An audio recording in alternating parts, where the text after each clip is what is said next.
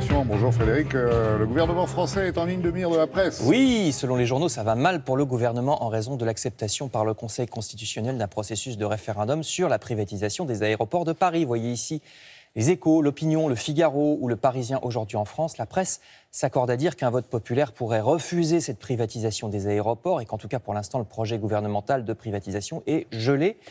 Mauvais karma pour le gouvernement aussi à propos cette fois des baisses d'impôts qu'il a annoncées, puisque les Échos nous disent que pas moins de 66% des Français ne croient pas à la réalité de ces baisses d'impôts. Les Français attendent les résultats tangibles, et oui, les résultats tangibles avant de savoir s'ils peuvent retrouver confiance en l'exécutif. Je cite le journal. Et puis c'est vraiment la fête aux hommes politiques ce matin, puisque la Croix ou l'Humanité, quant à eux, passent à la loupe les programmes et l'action des différents partis politiques en vue des européennes. La Croix nous parle des programmes, qui est protectionniste, qui veut changer le fonctionnement de l'Europe, qui est écolo, etc. Tandis que l'Humanité dénonce ce qu'elle appelle les pseudo-progressistes, c'est-à-dire les politiciens qui votent, je cite, contre les avancées en matière sociale au niveau européen. Et à propos plus précisément du parti de Marine Le Pen, sur les seulement 23% de jeunes de 18 à 25 ans qui s'apprêtent à aller voter, c'est très peu, le parti est numéro 1 dans les sondages, c'est le Rassemblement national, comme d'ailleurs dans les sondages généraux, c'est ce que nous dit la Croix. Un parti que l'Humanité accuse pourtant de voter à Bruxelles le contraire de ce qu'il prône. Par exemple, le Rassemblement national se targue de défendre les classes populaires alors qu'il a voté, nous dit l'Humanité, contre l'augmentation des aides aux chômeurs, aux travailleurs pauvres, aux enfants de familles défavorisées.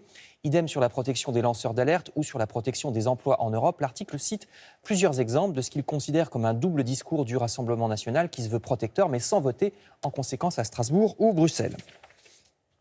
L'autre grand sujet qui justement s'est invité dans la campagne des européennes, c'est l'écologie. Vous trouverez sur le site web de France Culture un article qui rappelle que le problème, c'est sûrement notre économie, la manière dont notre économie est organisée, qui entraîne, par exemple, la disparition des oiseaux. Aucun gouvernement n'ose remettre en cause la sacro-sainte croissance, je cite, alors qu'il faudrait essayer de trouver un autre modèle de fonctionnement de notre économie sans qu'il faille toujours produire plus pour que l'économie tienne debout.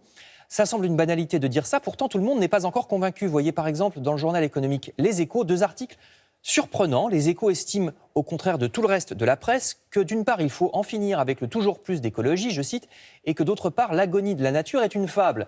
Alors, chacun est libre de ses opinions, lisez ces 2 articles pour vous faire la vôtre, mais le moins qu'on puisse dire, c'est que ce parti pris du journal économique est loin d'être majoritaire, d'autant plus que quelques pages plus loin, le même journal, Les Échos, nous explique que la croissance des énergies vertes, pourtant, semble s'être arrêtée et qu'on risque de ne pas atteindre les objectifs de protection du climat. Le journal explique pourquoi cette croissance verte marque le pas en ce moment. Je vous renvoie à ces articles. Enfin, je termine avec le Parisien qui estime qu'il serait temps qu'on devienne plus exemplaire en prenant l'exemple de la consommation de poissons. On en parlait à l'instant. On sait pourtant depuis longtemps que le nombre de poissons est en chute libre dans les océans, tandis que Libération publie un papier hallucinant qui nous raconte comment la Commission de Bruxelles essaierait de soutenir discrètement les produits chimiques et les pesticides. Plus de 600 documents confidentiels auxquels Libé a eu accès confirment que la Commission essaierait d'affaiblir les règles de protection de notre santé votées par le Parlement européen.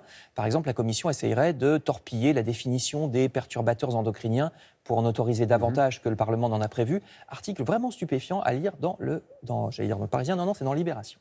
Justement, merci Frédéric.